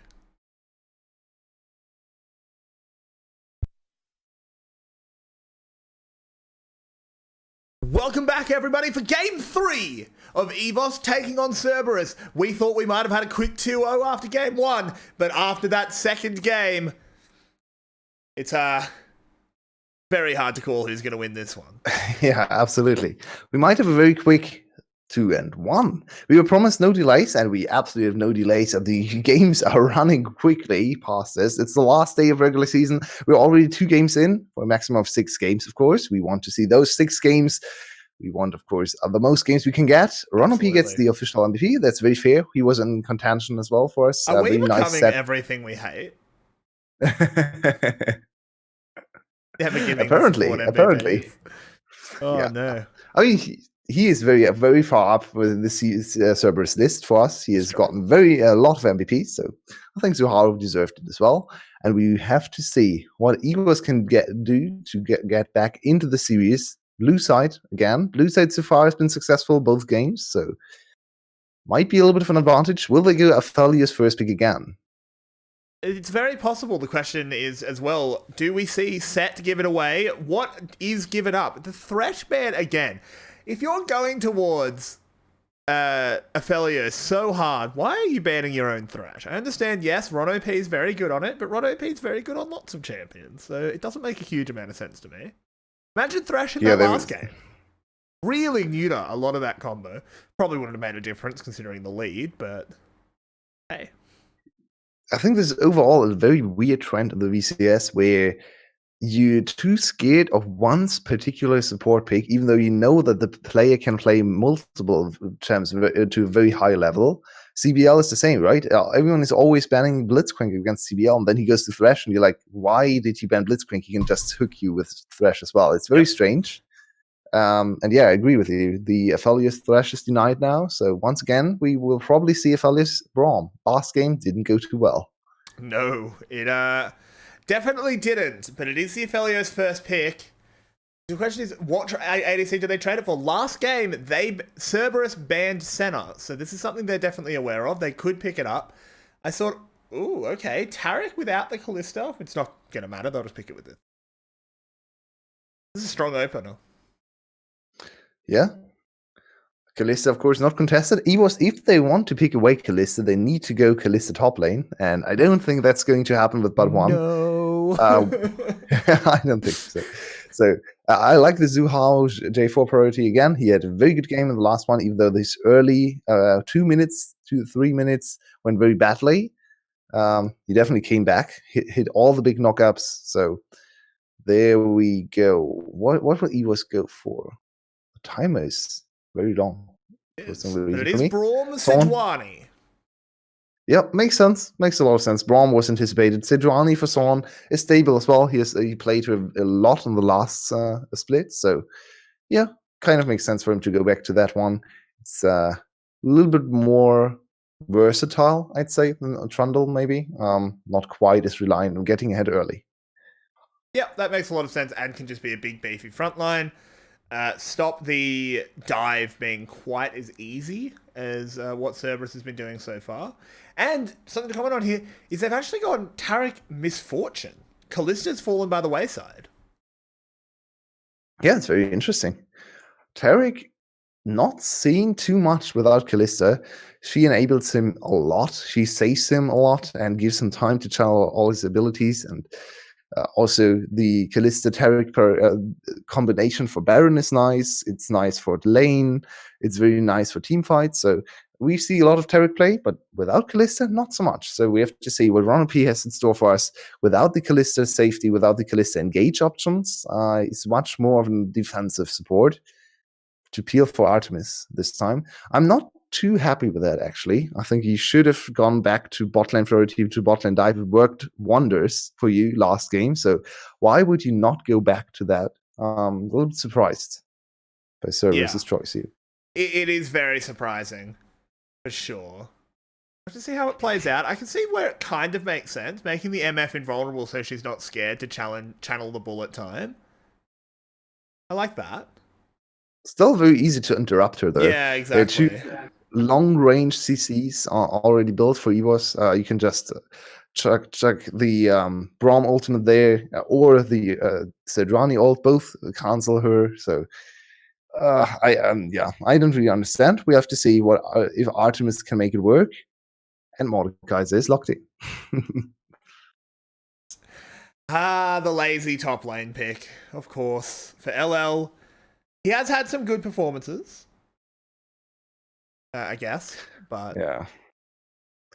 LL is the more solid top lane between the two. I think we can safely say he has won both laning phases, and the last one he dominated quite heavily. So I think he's a little bit stronger than Bud 1. Bud 1 just needs to hold out, though, and just scale into the late game.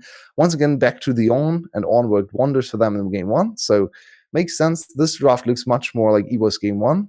And they have big front lines for Aphelios and the Cassiopeia. It's front-to-back team fighting. And this time around, Cerberus does not have the biggest amount of engage or flanking options. This would be another thing that shapes the team composition towards early games. So very dangerous composition for Cerberus here. Yeah, this is interesting. They will get outscaled pretty heavily in this game. This is also something we have seen with VCS teams that annoys me a lot in drafting phase. They seem to have a set top blue side and red side composition.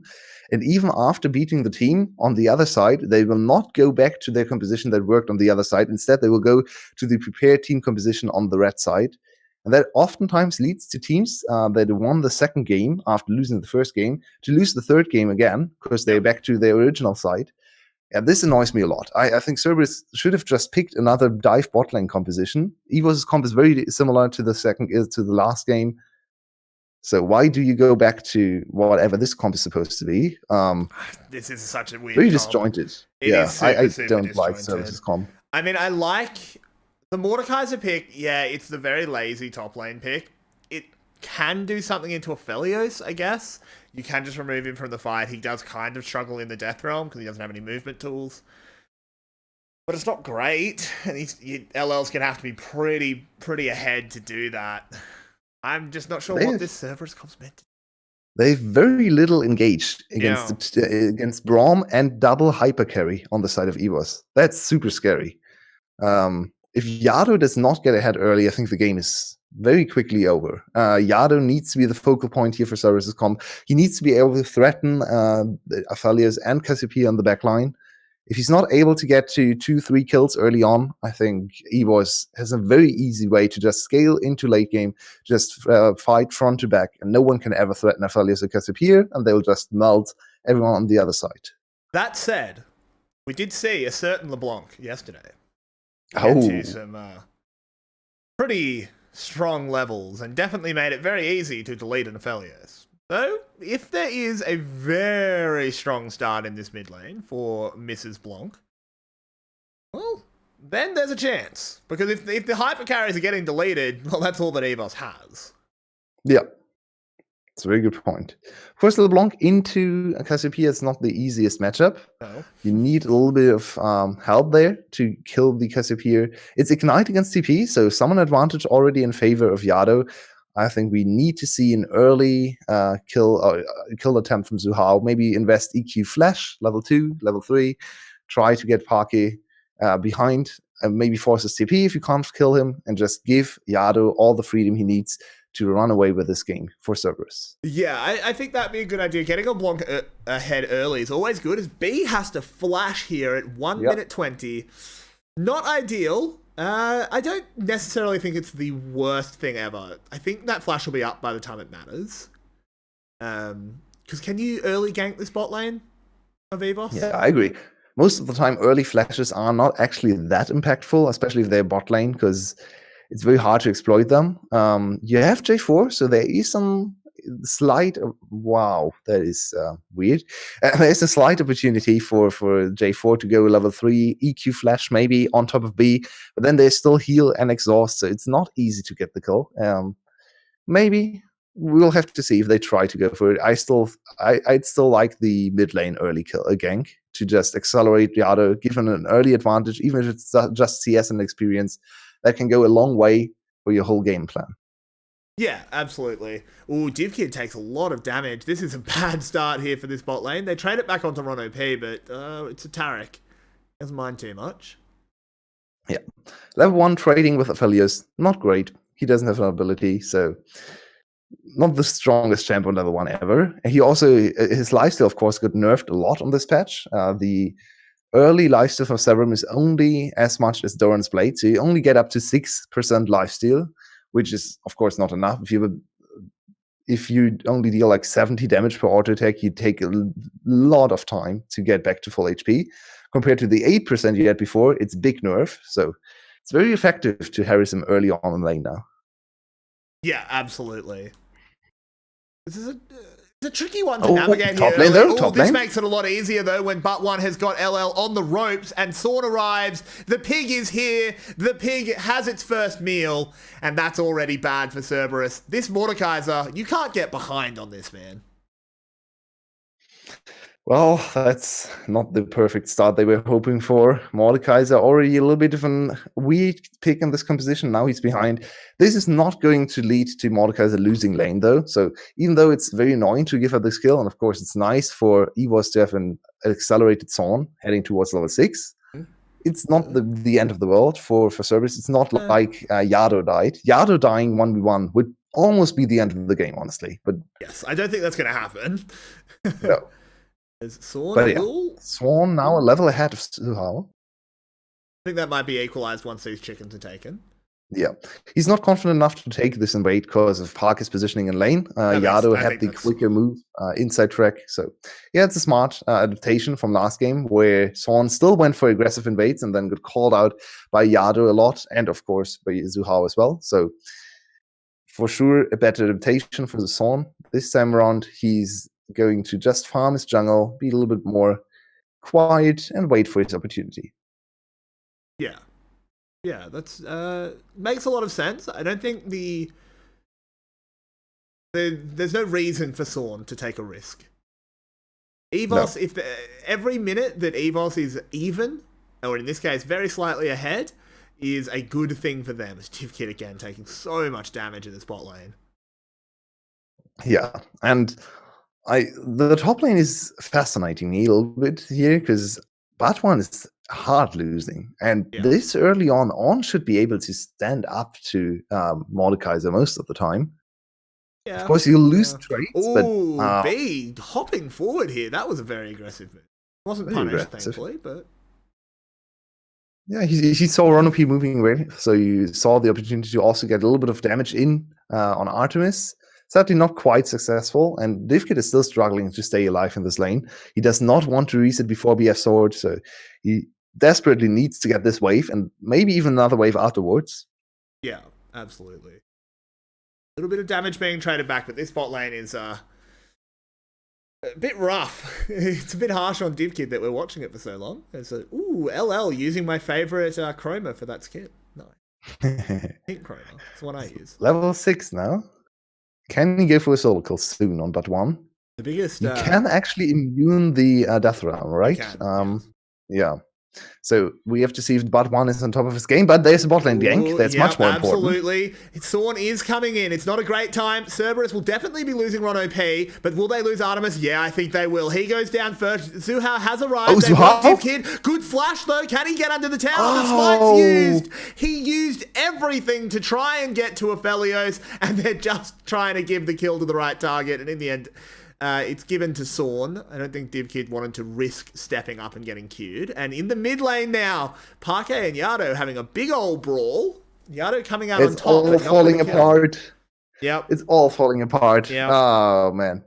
Cerberus fumbles the early bot lane play, and very nice pathing from Sorn this time. He is redeeming himself for his failures in game 2 and getting his team ahead. Oh, and we might see another engage. Cerberus has reset. This is a huge mistake, I feel. Ron OP going very low, very fast. Oh, Parker flash. Oh, no, the stream quality drops at the wrong time. There's the knock up, and it's another 2 kills for EVOS. Cerberus, you fought back well in game 2, my friends, but I don't think EVOS wanted to go into the playoffs losing their final series. And I really hope we don't get into the full coin flip matter, where it's just, okay, who gets the first gank? Okay, you win. There was the matter we had for MSI last year, and I think back to G2 against SKT. Every game, the team that get the first advantage wins the game. So I hope we get to see a little bit more diversity in playoffs, because while it's also impressive to see early plays, it's a little bit coin flippy. You don't really get to see what the better team is, honestly. Yeah. It's just a little bit of, okay, they out executed the first game here, they out executed the first skirmish there, and the game is just over afterwards. It speaks to the team's abilities to close out games, and we still have to see if EVOS is able to do so, of course, but it's actually most of the time a sign for a very strong league when the teams that get the early advantages get the games all the time, because it speaks to their ability to play from ahead, which is a very important skill to have in league. But it can be a little bit boring to watch if if only the first 5 minutes of the game matter. Yeah, particularly certain other regions, particularly the LCK, it's not even the first 5 minutes. Game's over before the Rift loads in a lot of their games. Games being decided by draft is not a huge amount of fun. But not there yet. I think it's very hard for EVOS to lose this one. But indeed. We've still got to wait for the Nexus to blow up before we officially call it and I can go make a sandwich or something. Yeah, so Sorn is on 302, a big difference to the last game, and he's on Sejuani. Now, you might say Sejuani not the greatest champ to have early kills on. I disagree. She is such a scary champion from ahead.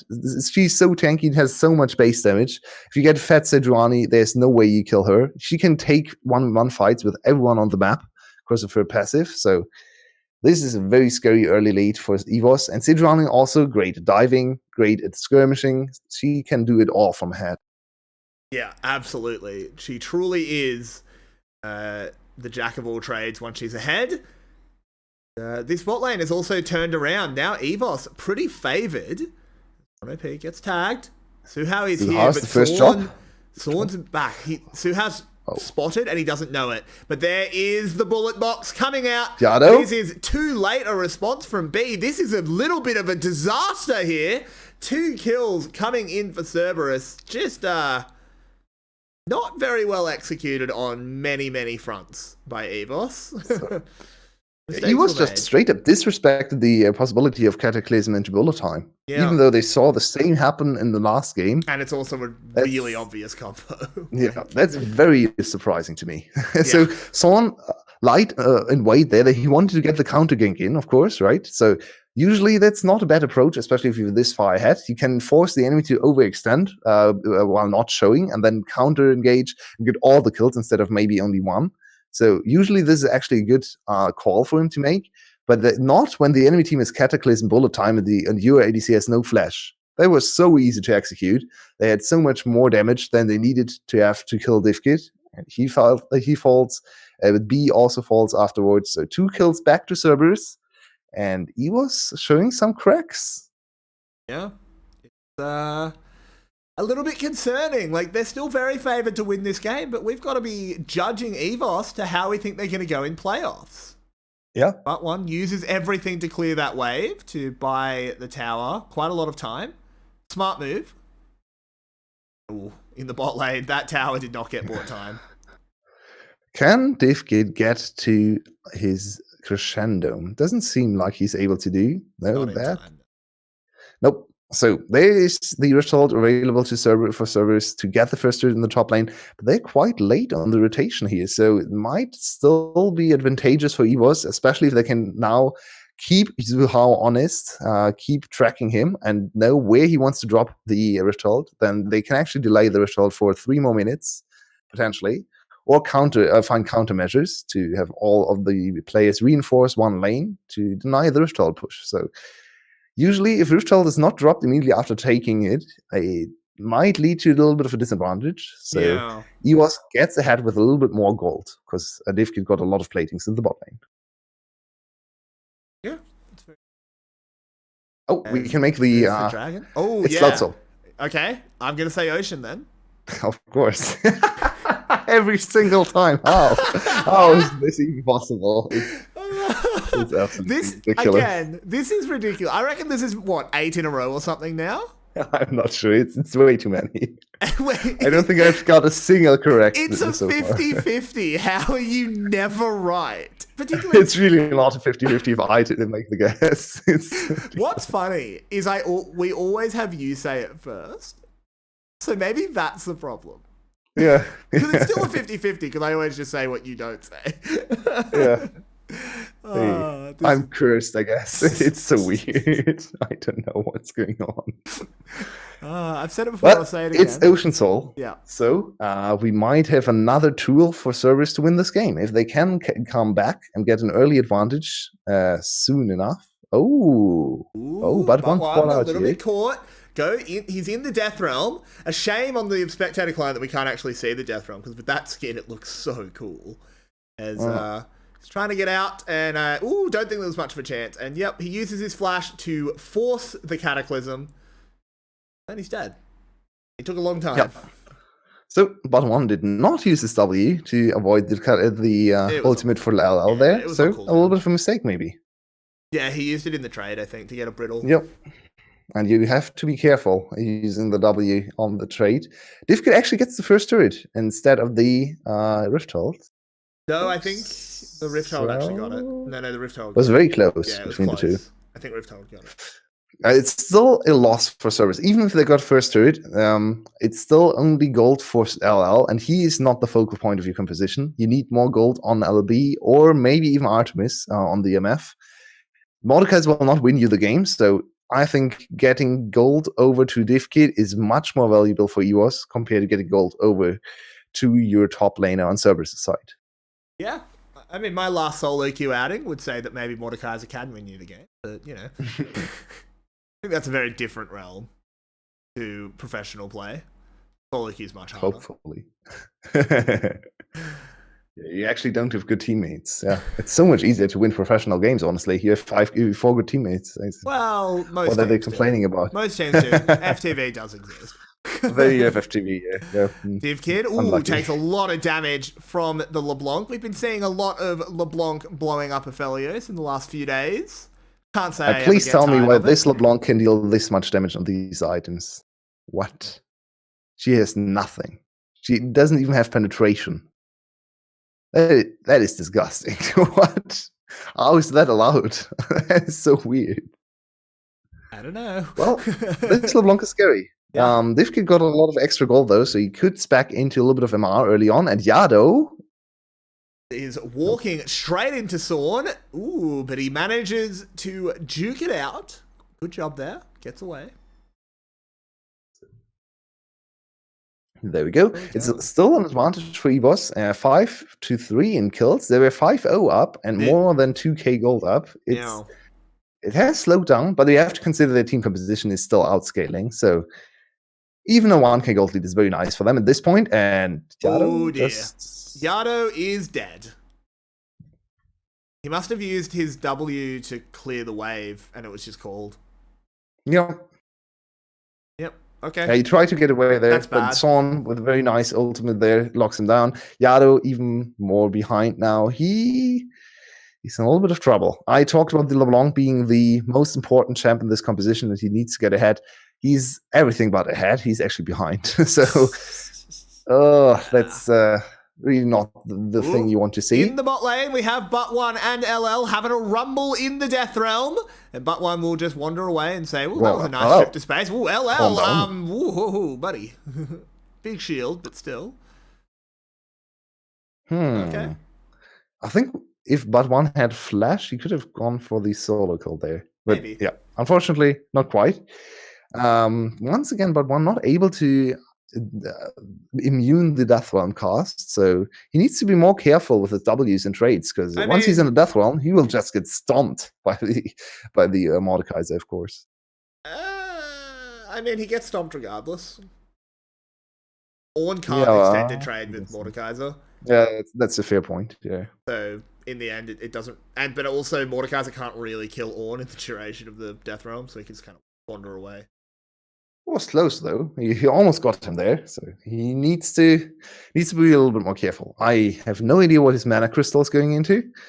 He's once again inting his build a little bit on Ornn. We've seen a lot of weird Ornn builds in the last few days, but people think too hard with Ornn. Yeah, I think so too. Because it's not that hard. It's really not that hard. It really is not that hard. So, rip lock on the first engage for Yado, and now re-engage here for Zhu Hao. Divkid's very far forward here. He has the Boros combo, but there is the bullet box. Interrupted. Divkid is still alive. He finally goes down, but he did a lot of damage. Is it enough for the rest of the fight to be carried by the Snack? Oh, she got one, but it might just be the 1-for-1, and then everyone backs off. Oh, Snake gets caught. There we go. The Death Realm is out. Parquet is in the Death Realm. This is actually pretty bad here for EVOS. I don't know why Cerberus isn't fighting on the back of this. They were just waiting for LL to come out, I guess. And that is going to be 4 kills overall as the last bullet lands. EVOS might lose this game. That's bad. Yeah, it's quite sad to see Cerberus go like this. Of course, it definitely feels better for the players, but we also have to say, this is sadly the last time we'll see Cerberus for the Spring Split. They have been a very interesting team to follow, a very fun team to watch, especially for the early game aggression.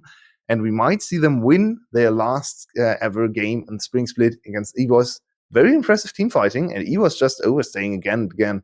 Let's have a look at this replay. But yeah, look at what Divkid is put into again. When does he blow his flash? No, okay. Yeah, that's just a straight up mistake from Divkid. Never blow your flash before a Cataclysm comes in. Yep. That's just free bullet time at that point. So that's a big mistake for Divkid. He was kind of caught there, but still, if you die, if you flash away, you will die anyway. And then that's just a big mistake for Parquet to run into turret aggro. Very nice capitalization on this mistake for LL. They get all the kills. LL is a big Mordekaiser here.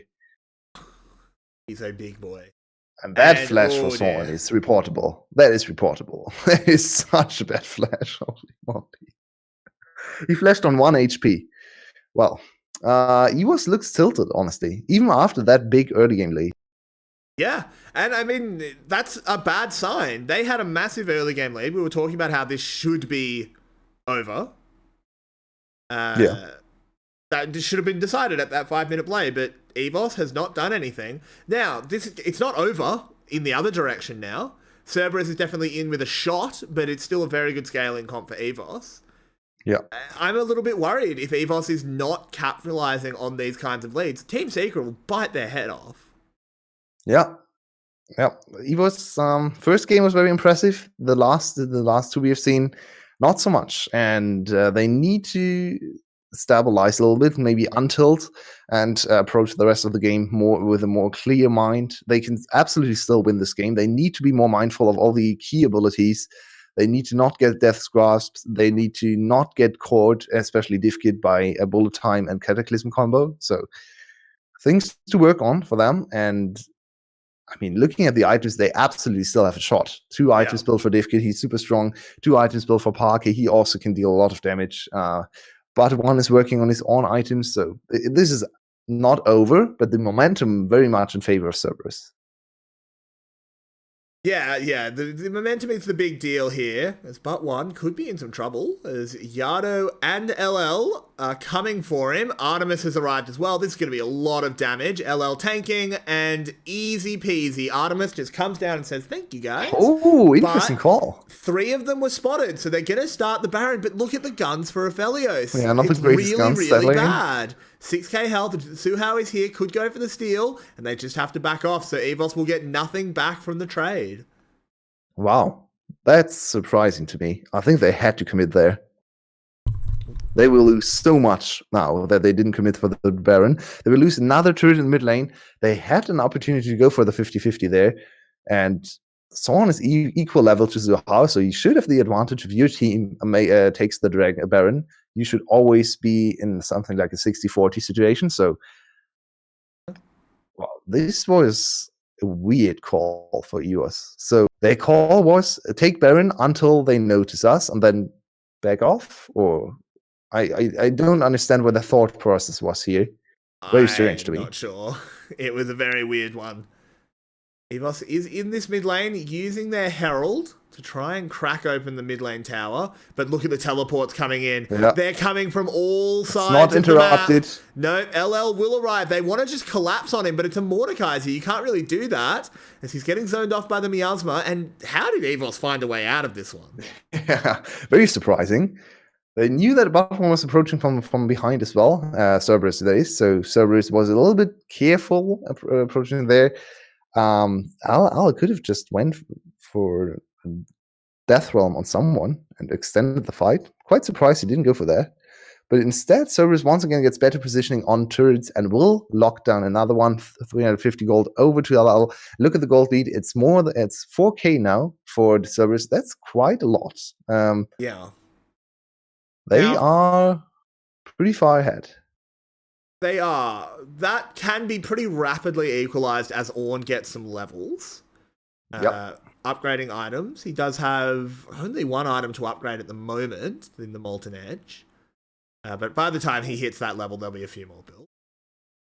There's another engagement Divkid. Ooh, Suhao comes in. It's another bullet box. This time Divkid does manage to flash away. He's still alive. Has a red gun as well, so could potentially come back up. But here's Yado. Yado says no. And EVOS once again is losing the fight. LL's in the death realm with Zorn. He's trying to outplay him. But the rest of the team is charging forward. This is maybe not just Baron. This could be Inhibs as 4 members of EVOS lie dead on the rift.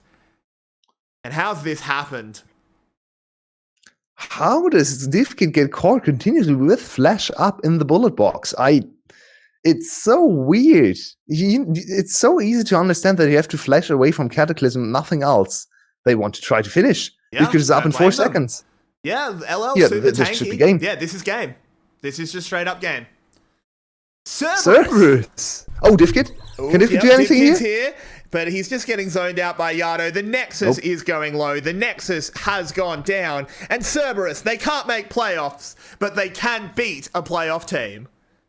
And convincingly in that. They lost the early game here. They got stomped in early game. They were 2k down at 7 minutes.